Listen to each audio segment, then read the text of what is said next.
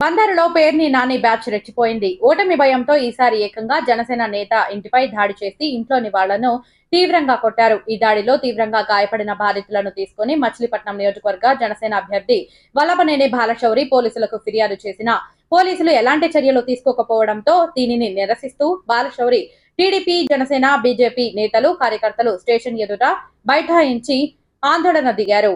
YCP అభ్యర్థి Perni kit Vishwabrahmana కాలనీలో ఎన్నికల ప్రచారానికి వచ్చారు. ఈ సందర్భంగా పేర్ని కిట్టు అనుచరులు జనసేన నేత కర్రి మహేష్ ఇంటి ముందు బాణసంచా కాల్చి కవ్వింపు చర్యలకు పాల్పడ్డారు.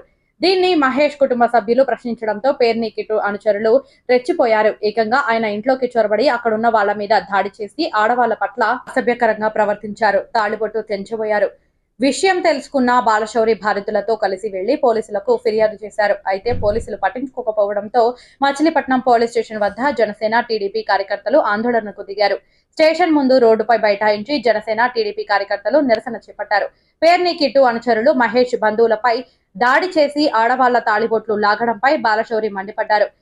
సెల్ ఫోన్ రికార్డింగ్లను ఈసీకి, డీజీపీకి, గవర్నర్ కు, రాష్ట్రపతికి పంపుతున్నామని బాలశౌరి వెల్లడించారు. సీసీటీవీ ఫుటేజీ చూసి నిందితులను కఠినంగా శిక్షించాలని డిమాండ్ చేశారు. నిందితుల మీద చర్యలు తీసుకోకపోతే పేర్ని నాని ఇంటి ముందు ధర్నా చేసి ప్రజాస్వామ్యాన్ని రక్షించుకుంటామన్నారు.